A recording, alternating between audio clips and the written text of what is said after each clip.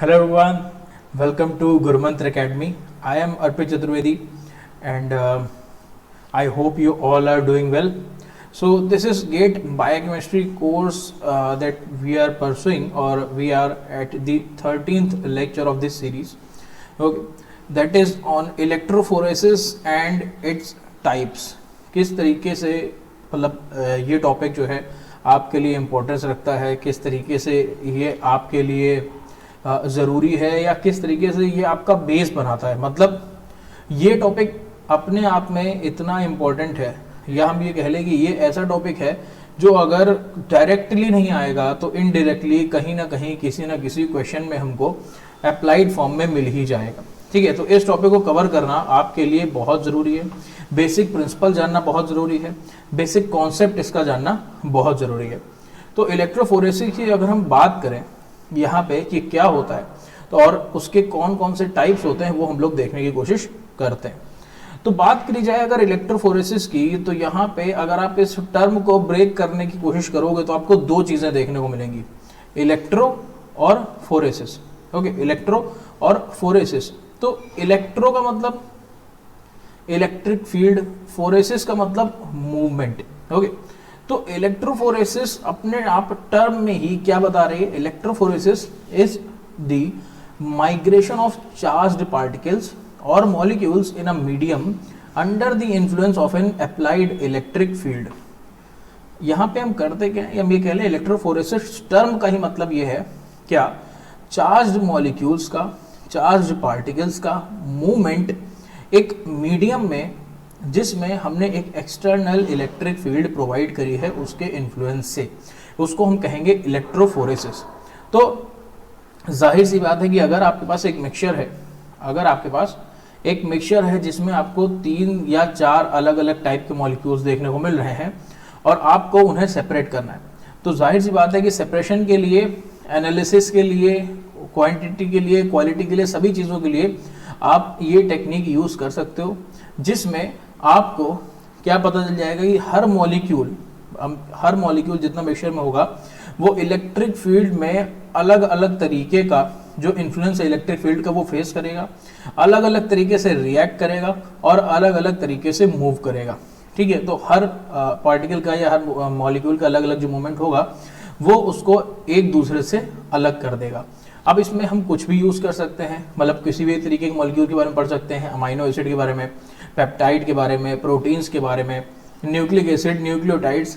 ठीक है, जिसमें भी आयनाइजेबल ग्रुप है या हम ये कह रहे हैं जिन पे भी चार्ज डेवलप होता है या हम करवा देते हैं, उनको हम इसमें पढ़ सकते हैं या उनके बारे में हम इसमें पढ़ सकते हैं, इलेक्ट्रोफोरेसिस वो कर सकते हैं। ठीक है, यहाँ पे कुछ कंपोनेंट्स बहुत ज़्यादा ज़रूरी होते हैं, कुछ ऐसी चीज़ें हैं जो बहुत ज़्यादा हमारे लिए ज़रूरी होती हैं, जैसे कि एक पीएच, क्योंकि आपको पता है कि peptide, amino acid, protein, nucleic acid अलग अलग पीएच पे इनके चार्ज जो है वो चेंज होते रहते हैं, है ना। एक अमाइनो एसिड जो अपने इसकी एक पीआई होती है, हर अमाइनो एसिड की अपनी एक पीआई होती है, आइसोइलेक्ट्रिक पॉइंट।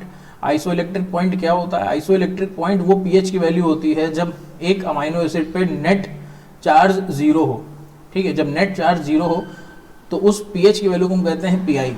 ठीक है, तो इस अगर पीएच जो नॉर्मल हमने बफर के लिए उसकी वैल्यू पीआई से कम है तो अलग चार्ज होगा, अमाइनो एसिड पे पीआई से ज़्यादा है तो अलग चार्ज होगा, एग्जैक्टली अगर पीआई के बराबर है तो 0 चार्ज होगा। तो इस पीएच की वैल्यू से आप देख रहे हो कि अमाइनो एसिड, पेप्टाइड, प्रोटीन सब पे चार्ज चेंज हो रहा है। अगर चार्ज चेंज हो रहा है तो जाहिर सी बात है कि चार्ज पार्टिकल का मतलब इंटरेक्शन है इलेक्ट्रिक फील्ड के साथ, तो जो इन्फ्लुएंस है इलेक्ट्रिक फील्ड का चार्ज पार्टिकल के साथ वो चेंज हो जाएगा। यहाँ पे हम लोग एक चीज़ देख लेते हैं कि जो फोर्स अप्लाई होता है किसी भी चार्ज्ड मॉलिक्यूल के ऊपर, किसमें, एक इलेक्ट्रिक फील्ड में, वो किसके बराबर होता है? वो बराबर होता है QE के। Q क्या है? Q है वो इलेक्ट्रिक चार्ज जो, या हम ये कह लें Q है वो चार्ज की यूनिट या चार्ज के अमाउंट जितना एक मॉलिक्यूल या पार्टिकल के ऊपर प्रेजेंट है, और E जो है वो हमारी है अप्लाइड फील्ड। ठीक है, जो अप्लाइड फील्ड है वो है E। तो जो फोर्स लगेगा किसी भी एक चार्ज मॉलिक्यूल पे जिसका चार्ज होगा Q और अप्लाइड फील्ड होगी E, तो उसका फोर्स Q इंटू E के बराबर होगा।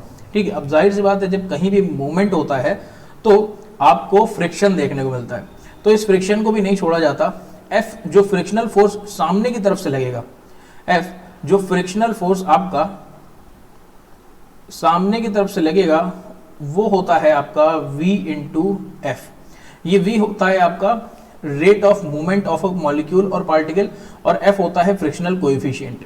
ठीक है, तो ये आपस में एक दूसरे के बराबर हो जाते हैं, VF इक्वल टू QE, इस तरीके से, है ना। तो हालांकि इतना डीप हमको जाने की जरूरत नहीं है, यहाँ से एक टर्म निकल के आता है जिसके बारे में हम लोग को बात करनी है, अभी हम लोग आगे भी उसके बारे में बात करेंगे, और उस टर्म का नाम है इलेक्ट्रोफोरेटिक मोबिलिटी या म्यू। ठीक है, तो इस म्यू की वैल्यू जो हमारे पास निकल के आती है वो निकल के आती है V/E। यानी कि अगर आपसे कोई पूछे कि इलेक्ट्रोफोरेटिक मोबिलिटी क्या होती है, वो कौन सी चीज, मतलब आप कैसे बताओगे कि एक मॉलिक्यूल दूसरे मॉलिक्यूल से सेपरेट हुआ है, किस प्रॉपर्टी के थ्रू। आप ये तो कहोगे नहीं कि उनका इन्फ्लुएंस अलग अलग था तो अलग हो गए, नहीं, उनकी इलेक्ट्रोफोरेटिक मोबिलिटी अलग अलग थी। इलेक्ट्रोफोरेटिक मोबिलिटी होती क्या है? Electrophoretic mobility is the ratio of the rate of movement of particle और चार्ज पार्टिकल और मॉलिक्यूल डिवाइडेड बाय, या हम ये कह रहे हैं ratio of charge particle by the electric field, applied electric field. Okay, तो हम ये कह सकते हैं कि अप्लाइड इलेक्ट्रिक फील्ड से, या हम ये कह जो चार्ज पार्टिकल का रेट ऑफ मूवमेंट है उससे, और जो अप्लाइड इलेक्ट्रिक फील्ड का रेशियो है उसको हम कह रहे हैं इलेक्ट्रोफोरेटिक मोबिलिटी। तो हर मॉलिक्यूल की, हर चार्ज कंपाउंड की जो इलेक्ट्रोफोरेटिक मोबिलिटी होगी वो डिफर करेगी, और इसी इलेक्ट्रोफोरेटिक मोबिलिटी की वजह से एक चार्ज पार्टिकल दूसरे चार्ज पार्टिकल से सेपरेट हो जाएगा। अब अगर किसी चार्ज पार्टिकल पे पॉजिटिव चार्ज है तो वो नेगेटिव इलेक्ट्रोड की तरफ जाएगा, और अगर किसी चार्ज पार्टिकल पे नेगेटिव चार्ज है तो वो पॉजिटिव इलेक्ट्रोड की तरफ जाएगा। ठीक है, तो ये डिपेंड करता है इलेक्ट्रिक फील्ड के इन्फ्लुएंस पे कि जिस तरीके का चार्ज होगा चार्ज पार्टिकल पे वो उस तरफ ही मूव करेगा। फॉर एग्जाम्पल डीएनए पे होता है नेगेटिव चार्ज, क्योंकि वहां पे होते हैं फॉस्फेट, तो वो हमेशा पॉजिटिव इलेक्ट्रोड की तरफ मूव करेगा। ठीक है, अगर किसी प्रोटीन पे नेगेटिव चार्ज है तो वो पॉजिटिव की तरफ करेगा, अगर किसी पे नेगेटिव है तो वो पॉजिटिव की तरफ करेगा। तो ये एक चीज हमको पता होनी चाहिए कि किस तरफ से किस तरफ मोशन हो रहा है। ठीक है, इसके साथ साथ हमारा, अगर हम प्रिंसिपल देखने की बात करें कि इलेक्ट्रोफोरेसिस का बेसिक प्रिंसिपल क्या है, तो यही है कि अगर आप किसी एक चार्ज्ड पार्टिकल को एक इलेक्ट्रिक फील्ड में रखते हो तो उस इलेक्ट्रिक फील्ड का इन्फ्लुएंस उस चार्ज पार्टिकल पर पड़ेगा। अगर ये एक चार्ज पार्टिकल है, इस पे पॉजिटिव चार्ज है और इस तरीके से इलेक्ट्रिक फील्ड जो है इसको फेस कर रही है, या हम ये कह लें इधर यहाँ पे आपको नेगेटिव चार्ज देखने को मिल रहा है यहाँ पे, तो ये मूव करेगा ही करेगा नेगेटिव चार्ज की तरफ। जब तक इस पे चार्ज रहेगा और जब तक इस पे चार्ज रहेगा, जब तक एक्सटर्नल फील्ड इस पे अप्लाइड रहेगी, तब तक ये उस तरफ मूव करता रहेगा, किधर? नेगेटिव चार्ज की तरफ, है ना। तो एक चार्ज पार्टिकल को दूसरे चार्ज पार्टिकल से अलग करने का जो तरीका है इलेक्ट्रोफोरेटिक मोबिलिटी को इस्तेमाल करते हुए, कैसे? इलेक्ट्रोफोरेटिक मोबिलिटी क्या है? फिर से बता रहा हूँ, it is the ratio of the movement of, या rate of the movement of charge particle and the applied electric field. ठीक है, V/E। इस अलग अलग इलेक्ट्रोफोरेटिक मोबिलिटी की वजह से जो हमको मूवमेंट देखने को मिल रहा है अलग अलग एक चार्ज पार्टिकल का दूसरे चार्ज पार्टिकल के साथ एक इलेक्ट्रिक फील्ड में, जो कि उन दोनों को एक दूसरे से अलग कर रहा है, उनका मूवमेंट अलग कर रहा है, उनका रेट अलग कर रहा है, उनकी वेलोसिटी अलग कर रहा है, जिसकी वजह से वो एक दूसरे से अलग हो जा रहे हैं, अलग बैंड बना रहे हैं, अलग अलग हमको देखने को मिल रहे हैं। यही हमारा इलेक्ट्रोफोरेसिस का प्रिंसिपल बनाते हैं। ठीक है, या यही हमारा इलेक्ट्रोफोरेसिस का प्रिंसिपल होता है ना। अब होगा क्या, यहाँ पे चीजें अलग अलग तरीके से लग सकती हैं। जैसे अब आप सोचो कि एक पार्टिकल है छोटा, एक पार्टिकल है बड़ा। ठीक है, तो छोटे पार्टिकल में भी चार्ज होगा, बड़े पार्टिकल में भी चार्ज होगा, तो दोनों उस हिसाब से दोनों का जो m/g रेशियो, हम ये कह लें जो मास बाई चार्ज रेशियो है, उस बेसिस पे दोनों मूव कर रहे होंगे। ठीक है, अगर हम ये मान लें कि दो इक्वल मास के हैं जिनके पास सेम चार्ज है, तो वो कैसे मूव करेंगे? ठीक है, क्या वो सेम पेस में मूव करेंगे? नहीं, तब भी उनकी इलेक्ट्रोफोरेटिक मोबिलिटी वेरी करेगी। कैसे करेगी? क्योंकि मान लीजिए एक ग्लोबुलर प्रोटीन है और एक फाइब्रस प्रोटीन है, तो ग्लोबुलर प्रोटीन जो कि सिकुड़ा हुआ होगा, कम जगह लेगा, एकदम फोल्डेड होगा, वो तेजी से मूव करेगा, बजाय फाइब्रस प्रोटीन के जो कि ज्यादा लंबा होगा, फाइबर की फॉर्म में होगा, क्योंकि उसको जो हमारी इलेक्ट्रोफोरेटिक बेड है उससे पास होने में, उसके पोर्स के पास होने में दिक्कत होगी। ठीक है, तो इस तरीके से डिपेंड करता है कि मॉलिक्यूलर साइज कैसा है, ओवरऑल चार्ज कैसा है, और फ्रिक्शनल फोर्स जो है वो कैसा लग रहा है। तो इसी तरीके से इन सारी चीज़ों को ध्यान में रखते हुए जो इलेक्ट्रोफोरेटिक मोबिलिटी है वो बदलती है अलग अलग मॉलिक्यूल्स की। ठीक है, और इसी बदलती इलेक्ट्रोफोरेटिक, या हम ये कह रहे हैं इसी डिफरेंट इलेक्ट्रोफोरेटिक मोबिलिटी की वजह से हमको इलेक्ट्रोफोरेसिस में अलग अलग मॉलिक्यूल्स एक दूसरे से सेपरेट होते हुए मिलते हैं, और ये हमारा प्रिंसिपल बनाता है। एक बार ये सारे सेपरेट हो गए तो इसको हम या तो स्टेनिंग के थ्रू डाई के साथ, या फिर ऑटो रेडियोग्राफी अगर हम रेडियो लेबल्ड सैंपल यूज कर रहे हैं उसके साथ स्टडी कर सकते हैं। ठीक है, तो अगर हम बात करें कि कौन कौन से फैक्टर आखिर इसको अफेक्ट कर रहे हैं, ठीक है, एक तो हमने देखा कि इलेक्ट्रोफोरेटिक मोबिलिटी है जो इसको असर अलग कर रही है, लेकिन और कौन से ऐसे फैक्टर्स हैं जो कि इसको अलग कर सकते हैं। तो सबसे पहला है nature of charge. Nature of charge क्या है कि अगर पॉजिटिव चार्ज होगा तो वो नेगेटिव इलेक्ट्रोड की तरफ जाएगा। ठीक है, अगर पॉजिटिव चार्ज होगा तो वो नेगेटिव इलेक्ट्रोड की तरफ जाएगा, अगर नेगेटिव चार्ज होगा तो वो पॉजिटिव इलेक्ट्रोड की तरफ जाएगा। ये नेचर ऑफ चार्ज डिटरमाइन करेगा। वोल्टेज, जो एक्सटर्नल इलेक्ट्रिक फील्ड है उसमें कितना ज़्यादा वोल्टेज है, अगर बहुत ज़्यादा है, अगर इलेक्ट्रिक फील्ड की जो कैपेसिटी है वो बहुत ज़्यादा है, तो आपको इलेक्ट्रोफोरेटिक मोबिलिटी वैसे ही बदलती मिलेगी। ठीक है, कैसे? Electrophoretic mobility is inversely proportional to the applied electric field.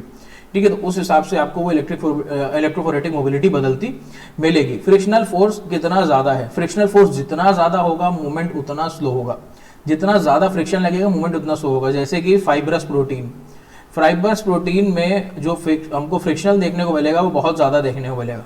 ठीक, तो फाइब्रस प्रोटीन जो है ग्लोबुलर प्रोटीन के मुकाबले धीमे चलेगी। इलेक्ट्रोफोरेटिक मोबिलिटी तुमको पता ही चल चुका है कि इलेक्ट्रोफोरेटिक मोबिलिटी V/E का रेशियो है, और इसी की बेसिस पे सारी चीज़ें एक दूसरे से अलग हो रही हैं, और इस सभी फैक्टर पे डिपेंड कर रहा है। साइज कैसा है, मास कैसा है, चार्ज कैसा है, सभी चीज़ों पे। ठीक, करंट किस तरीके से रन कर रही है, ठीक है, उसका भी फर्क पड़ता है कि करंट कॉन्टिन्यूअस है, डिसकॉन्टिन्यूअस है, इस तरीके से हमको सेपरेशन देखने को मिलता है। ठीक है, किस तरीके से इसका फ्लो हो रहा है वो चीज़ ज़रूरी है। और इसके साथ साथ एक इंपॉर्टेंट फैक्टर है हीट को बहुत सारे लोग नहीं समझ पाते कि हीट से क्या फ़र्क पड़ेगा, लेकिन अगर हीट से आपके पास ये क्वेश्चन आता है कि अगर हम एक इलेक्ट्रोफोरेटिक हमारे पास यूनिट है उसमें हम इलेक्ट्रोफोरेसिस परफॉर्म कर रहे हैं, और इस इलेक्ट्रोफोरेसिस में हम हीट क्या करें, जनरेट हो जाए या हीट बढ़ जाए, तब क्या होगा। ठीक है, जनरली होता क्या है, जब इलेक्ट्रिसिटी रन कर रही होती है तो अपने आप हीट जनरेट हो ही जाती है, और अगर हीट जनरेट हो जाती है तो हमारी जो इलेक्ट्रोफोरेटिक मोबिलिटी है वो इंक्रीज कर जाती है शुरू में। ठीक है, इंक्रीज करती है हीट के साथ एक सर्टेन टेम्परेचर तक, और उसके बाद जो हमारा प्रोटीन है अगर वो टेम्परेचर सेंसिटिव है तो वो डीनेचर कर जाता है, वरना एक समय के बाद हमारा जेल जो है वो ब्रेक होने लगता है उस हीट से, और जो हमारी इलेक्ट्रोफोरेटिक मोबिलिटी है वो डिक्रीज हो जाती है, रिजल्ट जो है वो डिग्रेड हो जाते हैं। लेकिन शुरुआत में जब हीट बढ़ती है तो हमारी जो इलेक्ट्रोफोरेटिक मोबिलिटी है वो बढ़ जाती है, क्योंकि आपका जो बफर है वो तेजी से रन करने लगता है, और जितनी भी चीज़ें हैं हमारे जेल में वो तेजी से रन करने लगती हैं, तो हमारी जो इलेक्ट्रोफोरेटिक मोबिलिटी है वो हीट की वजह से शुरुआत में बढ़ जाती है। तो ये हमको कुछ फैक्टर्स देखने को मिल रहे हैं जो कि हमारी इलेक्ट्रोफोरेसिस को अफेक्ट कर रहे हैं। कुछ इलेक्ट्रोफोरेटिक यूनिट जो है हमारी वो इस तरीके की दिखती है ना। अगर आप इस इलेक्ट्रोफोरेटिक यूनिट में देखना चाहो कि हमको कौन कौन से कंपोनेंट्स देखने को मिल रहे हैं, तो इसके कंपोनेंट्स आप दो पार्ट में डिवाइड कर सकते हो। सबसे पहले कंपोनेंट हैं आपके फिजिकल, और दूसरे आपके पास जो कंपोनेंट हैं वो हैं आपके पास केमिकल कंपोनेंट्स। ठीक है, तो फिजिकल कंपोनेंट की अगर आप बात करो यहाँ पे कि फिजिकल कंपोनेंट्स आपको कौन कौन से देखने को मिल रहे हैं, तो फिजिकल कंपोनेंट सबसे पहले जो है, ठीक है, वो तो आपको एक देखने को मिल रही है अपनी एक इलेक्ट्रोफोरेटिक यूनिट। इलेक्ट्रोफोरेटिक यूनिट यानी कि ये यूनिट, ठीक है, आपको एक इलेक्ट्रोफोरेटिक यूनिट देखने को मिल रही है। ये इस तरीके से प्लास्टिक का बॉक्स जैसा होता है, इसमें यहाँ पे जेल की स्लैब रखने की जगह होती है। ठीक है, एक तरफ वेल्स बनाने की जगह होती है, कॉम्ब होता है, और वो जेल यहाँ पे रखा जाता है और उस पर जेल की लोडिंग करी जाती है यहाँ से, और फिर इस पर जेल रन किया जाता है। और इसको रन करने के लिए हमें कोई एक इलेक्ट्रिक सोर्स चाहिए। ठीक है, तो दूसरा जो हमारे फिजिकल रिक्वायरमेंट है वो है पावर सोर्स।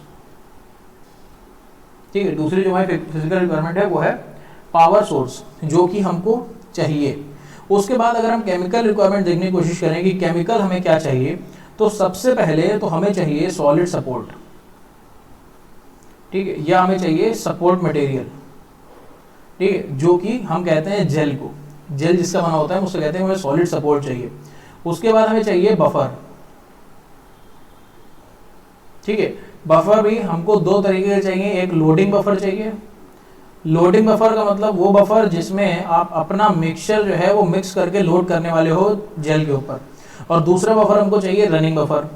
ये वो बफर है जो कि इलेक्ट्रोफोरेसिस में रन करने वाला है एक एंड से दूसरे एंड तक। यहाँ पे इस तरफ बफर भर दिया जाता है यहाँ पे, और यहाँ पे दूसरी तरफ बफर भर दिया जाता है, ठीक है, और एक बफर यहाँ पे वेल्स में लोड किया जाता है इसके साथ। तो जब ये बफर यहाँ से यहाँ की तरफ रन करता है ऊपर से नीचे की तरफ, तब इन वेल्स से लोडिंग बफर के साथ साथ जो हमारे एनालाइट्स हैं उसको भी लेके ये रन करता है आगे जेल की तरफ, ठीक है। आप उसको देख सकते हो जैसे जैसे वो आगे बढ़ रहे हैं, और उसको रोक सकते हो जब आप चाहो, ठीक है। तो ये चीज़ आपको यहाँ पे देखने को मिल रही है। प्लस इसके साथ साथ हमको एक और केमिकल देखने को मिल रहा है, और वो है डाई, ठीक है। डाई कोई भी आप यूज़ कर सकते हो, कोमेसी ब्लू यूज़ कर सकते हो, कोई भी डाई जो भी आप चाहते हो स्टेन करने के लिए वो डाई आप यहाँ पे यूज़ कर सकते हो। तो इस तरीके की ये चीज़ हमको केमिकल अपैरेटस में देखने को मिल रही है, या केमिकल रिक्वायरमेंट जो हमारी है वो इलेक्ट्रोफोरेसिस को परफॉर्म करने की है। अब इस केमिकल रिक्वायरमेंट में भी जो सॉलिड सपोर्ट है, ठीक है, ये हमारे लिए बहुत इंपॉर्टेंट है, ठीक है। यहाँ से भी चीज़ें पूछ ली जाती हैं। तो कौन कौन से सॉलिड सपोर्ट मीडिया हम यूज़ करते हैं, कौन कौन से सपोर्ट मीडिया हम यूज़ करते हैं इलेक्ट्रोफोरेसिस में। तो पहले के समय पे क्या होता था कि पहले के समय पे ज़्यादातर मतलब पेपर यूज़ करा जाता था इलेक्ट्रोफोरेसिस के लिए, लेकिन पेपर गल जाता था तो हमारा जो रिजल्ट था वो डिटेरियोरेट हो जाता था, ठीक है। और क्या आपका क्या कहते हैं सेलुलोज मीडिया यूज़ करा जाता था। तो हुआ क्या कि वो मीडिया उतने ज़्यादा स्टेबल नहीं थे, दिक्कत होती थी, तो वो मीडिया का यूज़ धीरे धीरे करके बंद हो गया। आज की डेट में इलेक्ट्रोफोरेसिस में सबसे ज़्यादा हम दो मीडिया यूज़ करते हैं सपोर्ट के नाम पे, एक एग्रोस जेल और एक पॉलीएक्रिलामाइड जेल, ठीक है। तो एग्रोस जेल की अगर हम बात करें तो एग्रोस जेल एक लीनियर पॉलीसेक्राइड है जिसका मॉलिक्यूलर वेट अराउंड 12,000 डेल्टन होता है ना। और इसकी जो रेपिटेटिव यूनिट होती है, जो बेसिक रेपिटेटिव यूनिट होती है, ठीक है, वो क्या एग्रोबायोस की बनी होती है। एग्रोबायोस इसकी एक बेसिक रेपिटेटिव यूनिट होती है जो कि अपने आप में ही ऑल्टरनेटिंग यूनिट है किसकी, या ऑल्टरनेटिव दो यूनिट हमको उसमें देखने को मिलती है एग्रोबायोस में किसकी, गैलेक्टोज और 3,6 हाइड्रोगैलेक्टोज। ये चीज़ बहुत बार पूछी गई और बहुत बार पूछी जाएगी। एग्रोस जेल लीनियर पॉलीसेक्राइड है जो कि एग्रोबायोस का बना होता है। एग्रोबायोस खुद एक ऐसी यूनिट है जिसमें दो यूनिट मिलती हैं, कौन सी, गैलेक्टोज और 3,6 हाइड्रोगैलेक्टोज, ठीक है। तो ये एक सीवीड से हमको देखने को मिलता है, सीवीड से हम इसको एक्सट्रैक्ट करते हैं, और जब हमको इसका जेल बनाना होता है वाटर मिक्सचर तो हम अराउंड 1 to 3% यूज़ करते हैं इसका, यानी कि 1 ग्राम इन 100 ml और 1 gram in 100 ml to 3 gram in 100 ml, इस तरीके की हम कंसंट्रेशन यूज़ करते हैं एग्रोस जेल की, जैसे भी हमें रिक्वायरमेंट होती है। जितनी ज़्यादा हम कंसंट्रेशन बढ़ाएंगे जेल उतना ज़्यादा थिक हो जाएगा, जेल जितना ज़्यादा थिक हो जाएगा उसके पोर साइज उतने कम हो जाएंगे, पोर साइज जितने कम हो जाएंगे उतने छोटे पार्टिकल को आप सेपरेट कर पाओगे, या हम ये कह लें कि बड़े पार्टिकल का उसके थ्रू रन करना उतना ज़्यादा मुश्किल हो जाएगा। यहाँ पे क्रोमेटोग्राफी वाले से ये चीज़ अलग है, ठीक है, क्योंकि यहाँ पे हमको जेल के अंदर से ही चीज़ों को लेके जाना है, ठीक है। तो ज़रूरी है कि वो पोर्स के अंदर जा पाएँ। अगर वो पोर्स के अंदर नहीं जा पाएंगे, आप कोई हाई मॉलिक्यूलर वेट कंपाउंड रख दोगे और पोर्स आपके बहुत छोटे होंगे तो वो यहीं पे रह जाएगा, ठीक है, फ्रंट पे ही ऊपर ही रह जाएगा, नीचे बढ़ेगा ही नहीं, तो आपको इलेक्ट्रोफोरेसिस करने का कोई फायदा नहीं होगा। ज़रूरी है कि आप पोर साइज यहाँ पे ऐसे रखो कि आपके जो हाई मॉलिक्यूलर वेट कंपाउंड है वो भी अंदर चले जाएं, अगर आप उसको पढ़ने की कोशिश कर रहे हो तो, ठीक है। तो ये हमको देखने को मिल रहा है एग्रोस जेल में क्या, रिपीटेटिव यूनिट गैलेक्टोज और 3,6 हाइड्रोगैलेक्टोज की, ठीक है। तो उसके बाद हमको पता चल गया कि हमने क्या किया, वाटर लिया, वाटर में इसको मिक्स कर दिया। इसको मिक्स भी कैसे करते हैं, जब हम लोग इसको बनाते हैं लैब में तो सबसे पहले वाटर लेते हैं, वाटर को हल्का सा बॉईल करते हैं, फिर धीरे धीरे हम एग्रोस जो है अपना जेल मिलाते जाते हैं, ठीक है, मिलाते जाते हैं, पाउडर की तरह होता है, फिर उसको खूब अच्छे से स्टेयर करते हैं, अच्छे से इसको हम हीट कर लेते हैं। जब ये अच्छे से हीट होके मिक्स हो जाता है तब हम इसको फ्रिज में रखते हैं ठंडा होने के लिए, ठीक है, फ्रिज में ठंडा होने के लिए रखते हैं, या कुछ लोग बाहर भी कर लेते हैं। तो जब ये अराउंड 10 to 15 मिनट बाद ये ठंडा हो जाता है, तब हम इसको पोर करते हैं और तब हम इसकी स्लैब बनाते हैं।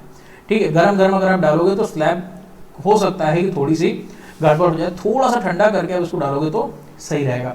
फिर उसका तो स्लैब को हम ठंडा करने के लिए फ्रिज में रखते हैं और फिर उसके बाद उसको जब एक बार वो एकदम थिन लेयर बन जाती है, स्लैब की जो जेल है वो बन जाता है, तब हम उस पर अपना इलेक्ट्रोफोरेसिस जो है वो परफॉर्म करवाते हैं, है ना।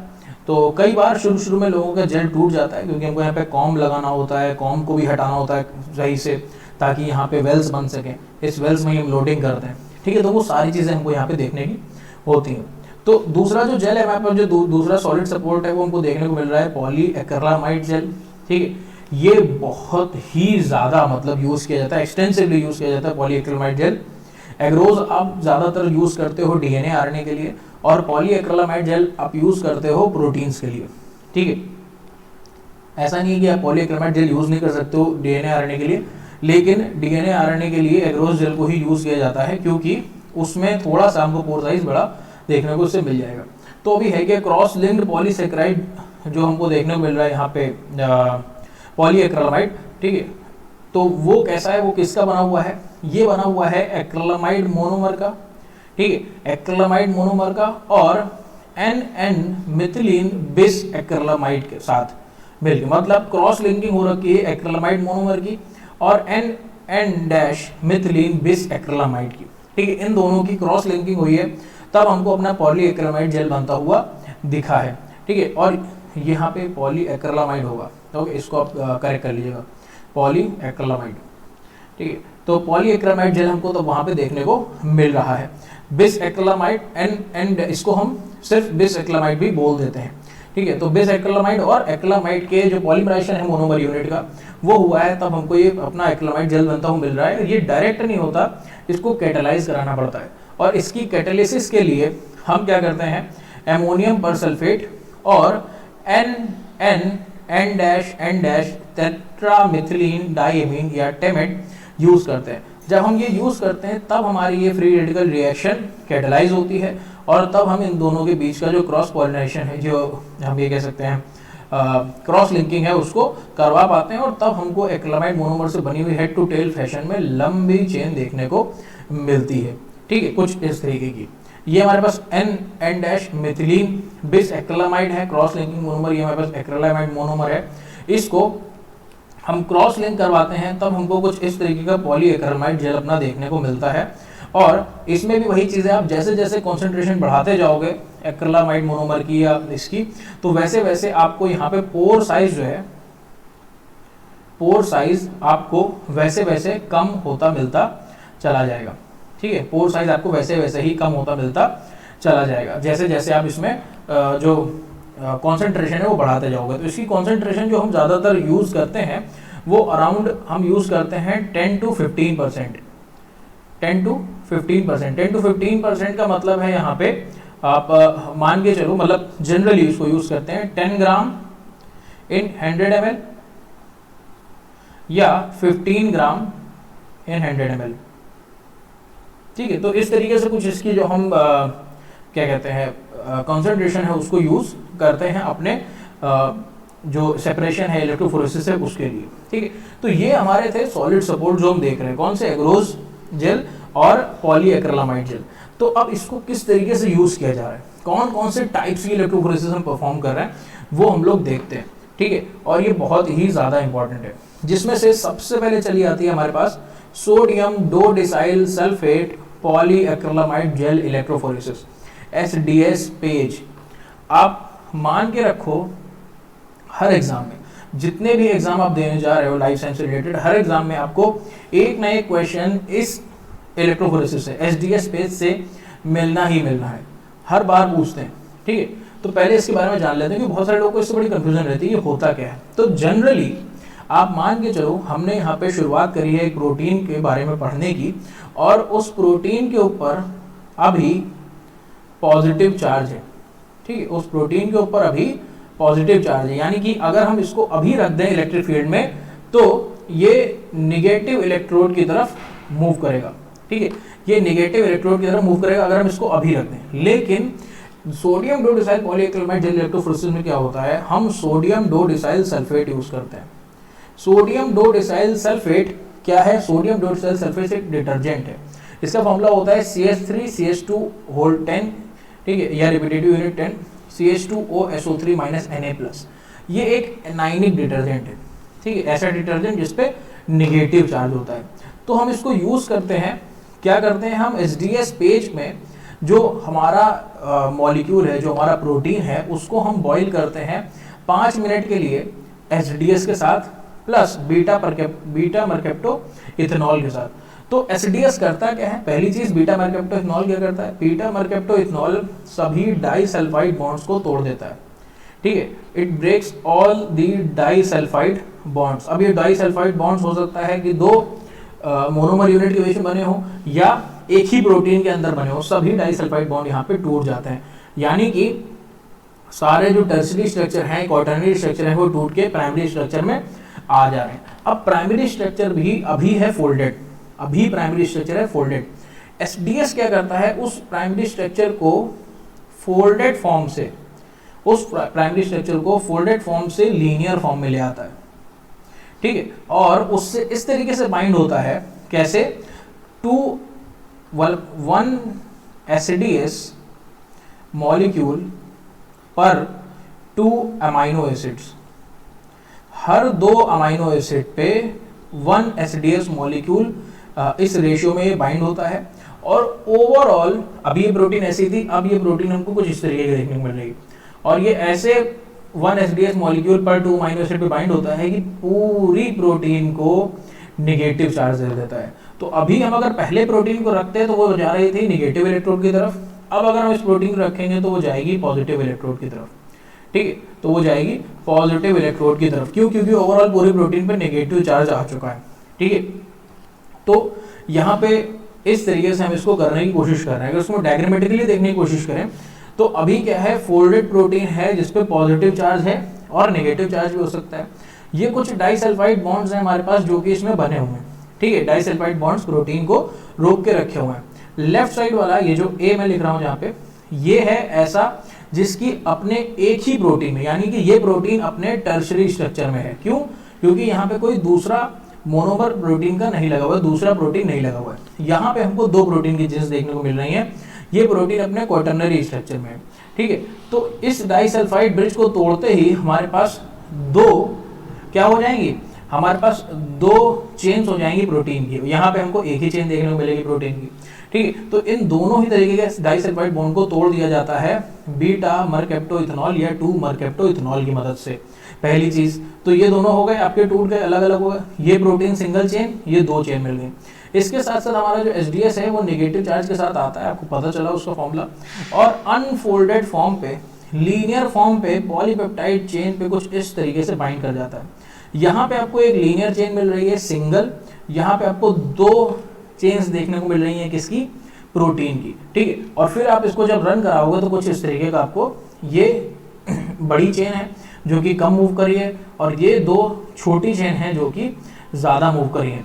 तो इस तरीके से एक दूसरे से अलग होते हैं। अब आपसे पूछा गया जाता है, आपसे क्वेश्चन ऐसे पूछे जाते हैं, अगर आप यहाँ पे क्वेश्चन मारने की कोशिश करो तो क्वेश्चन ऐसे पूछे जाते हैं कि एक आप एक्सपेरिमेंट परफॉर्म कर रहे हो जिसमें आपने एक प्रोटीन ली है, जिसमें आपने एक प्रोटीन ली है और उसका वेट है 100 किलो डाल्टन, ठीक है, उसका वेट है 100 किलो डाल्टन।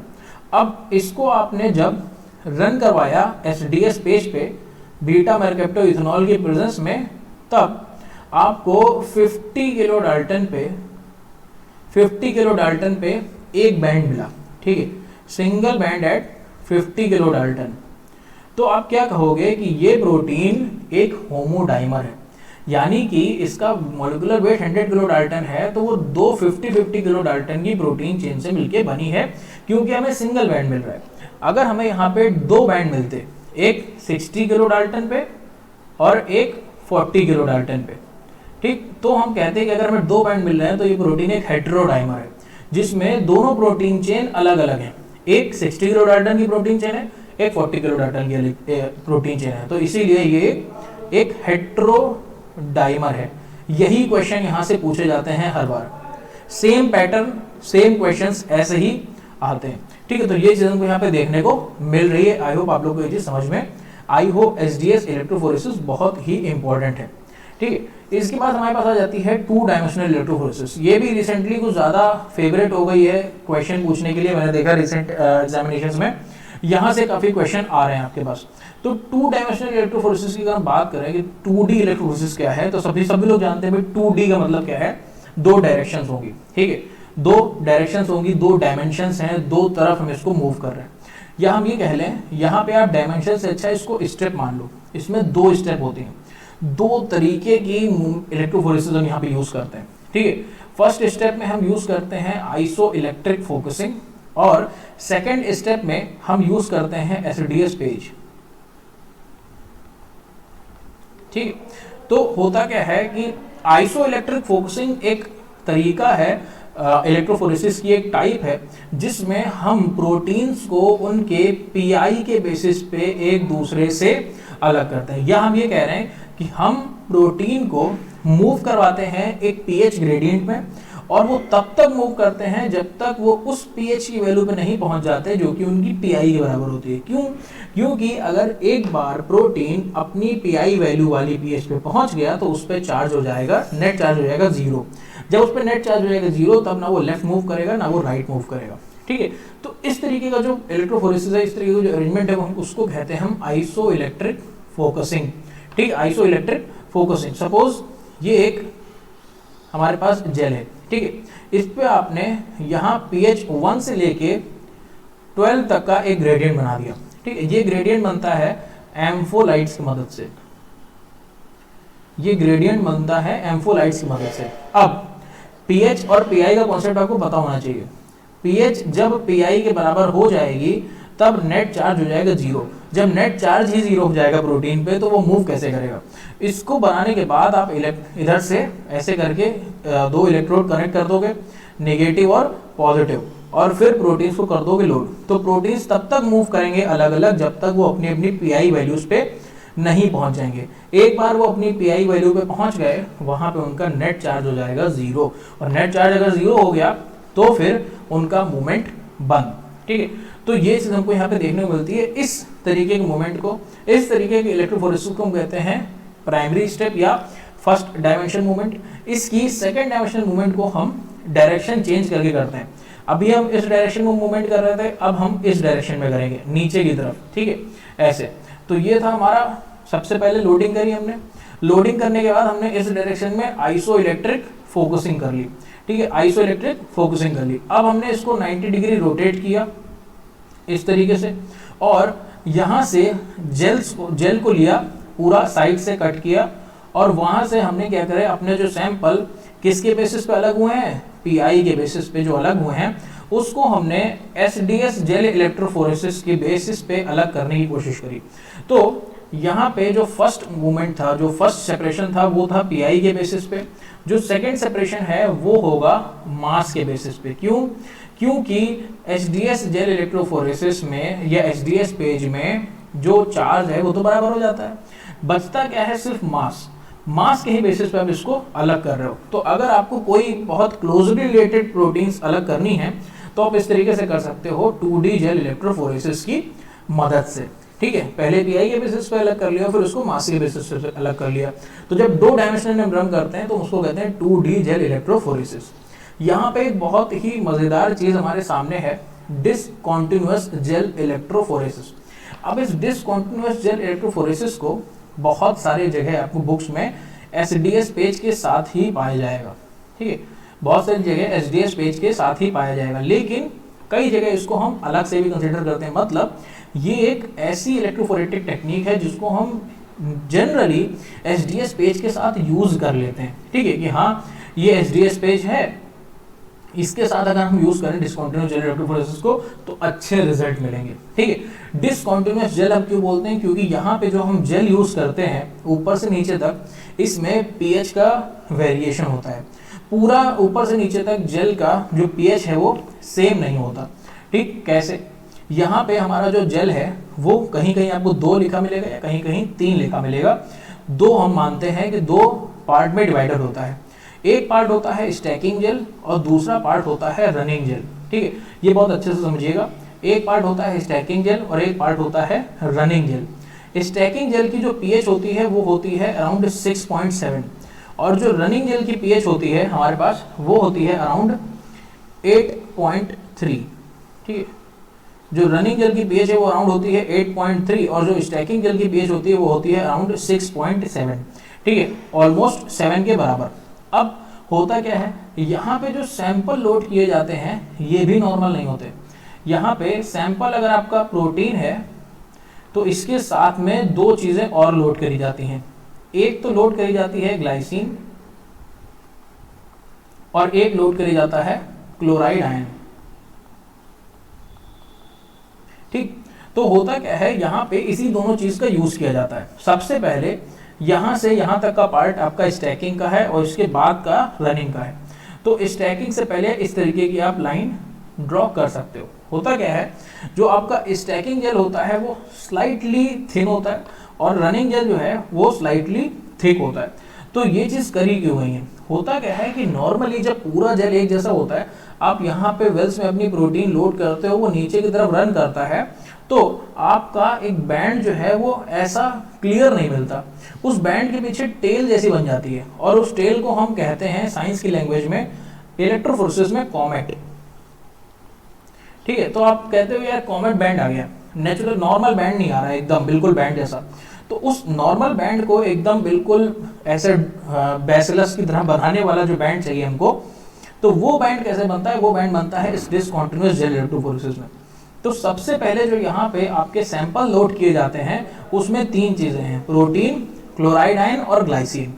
अब खेल देखिए आप, यहाँ पे पीएच है 6.7, तो 6.7 पीएच पे जो आपका ग्लाइसिन है वो रहता है ज्विटर आयन की फॉर्म में, यानी कि उस पे चार्ज रहेगा, नेट चार्ज रहेगा 0। तो इसकी जो इलेक्ट्रोफोरेटिक मोबिलिटी होगी वो होगी सबसे कम। तो सबसे पहले हमको ग्लाइसिन देखने को मिलेगा। ठीक, आपका क्लोराइड आयन है नेगेटिवली चार्ज, इसकी इलेक्ट्रोफोरेटिक मोबिलिटी होगी सबसे ज्यादा क्योंकि सबसे छोटा है, तो सबसे आगे मिलेगा क्लोराइड आयन। ठीक, उसके बाद इन दोनों के बीच की इलेक्ट्रोफोरेटिक मोबिलिटी होगी प्रोटीन की। तो प्रोटीन हमको सैंडविच मिलता है ग्लाइसिन और क्लोराइड आयन के बीच में। ठीक है, ग्लाइसिन और क्लोराइड आयन के बीच में प्रोटीन हमको सैंडविच मिलता है अपना। कब तक, जब तक ये स्टैकिंग जेल में है। जब ये स्टैकिंग जेल के बाद रनिंग जेल में आने की कोशिश करते हैं तो यहाँ पे होता है हल्का सा ये जेल थिक, तो ये वहां पे आके जाते हैं सब लोग रुक। तो जब ये यहाँ पे आके रुक जाते हैं और आगे बढ़ने की कोशिश करते हैं, आगे पीएच कितनी है, आगे पीएच है 8.3। ठीक है, 8.3 इस पीएच पे हमारा ग्लाइसिन आराम से अपने नेगेटिव चार्ज पे रहेगा। तो अब क्या है, अब जब ये आगे मूव करने की कोशिश करेंगे इससे, तब ग्लाइसिन की मोबिलिटी बढ़ चुकी है, क्लोराइड आयन की मोबिलिटी बढ़ चुकी है और प्रोटीन की मोबिलिटी सबसे कम है। तो तब उसके बाद जो इसकी मोबिलिटी जो हो जाएगी वो ऐसे हो जाएगी, प्रोटीन, ग्लाइसिन और क्लोराइड। लेकिन ये क्लोराइड आयन और ग्लाइसिन अपना काम कर चुके हैं। इनका काम क्या था, इनका काम था प्रोटीन का एक कॉन्सेंट्रेटेड बैंड बनाना, और ये वो बना चुके हैं क्योंकि इन दोनों ने एक दूसरे के बीच में सैंडविच करके प्रोटीन को, जो बैंड था उसको यहाँ पे थिक बना दिया और फिर इस थिक जेल में वो एंटर कर गया है और अब ये बैंड की फॉर्म में ही जाएगा, कॉमेट नहीं बनाएगा।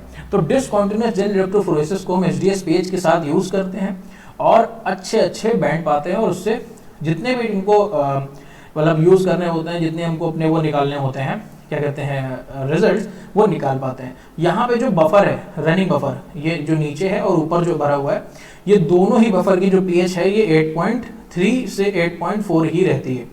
ठीक है, दोनों ही बफर की जो पीएच है वो हम इतनी ही रखते हैं। ठीक है, तो ये कुछ हमको यहाँ पे चीजें देखने को मिल रही है इलेक्ट्रोफोरेसिस में। आई होप आप लोगों को सारी चीजें समझ में आई हो, अच्छा लगा हो। ठीक है, अच्छा लगा हो तो जरूर से अपने सभी लोगों के साथ शेयर करिएगा। आप यूट्यूब चैनल गुरुमंत्रा ज्वाइन कर लीजिए अभी तक अगर आपने नहीं किया है। टेलीग्राम चैनल ज्वाइन कर लीजिए, डिस्कशन के लिए डिस्कशन होते हैं हर वीक हम लोग के। ठीक है, हमारा फेसबुक पेज ज्वाइन कर लीजिए, गुरुमंत्र अकेडमी आप विजिट कर सकते हैं वेबसाइट, आपको अगर कोई भी प्रॉब्लम होती है तो। ठीक है, आप इन कॉन्टैक्ट डिटेल्स पे कॉन्टैक्ट कर सकते हैं अगर आपको कोई भी किसी भी चीज़ के रिगार्डिंग कोई भी दिक्कत होती है तो। ओके, तो मिलते हैं हम लोग नेक्स्ट क्लास में। Thank you so much.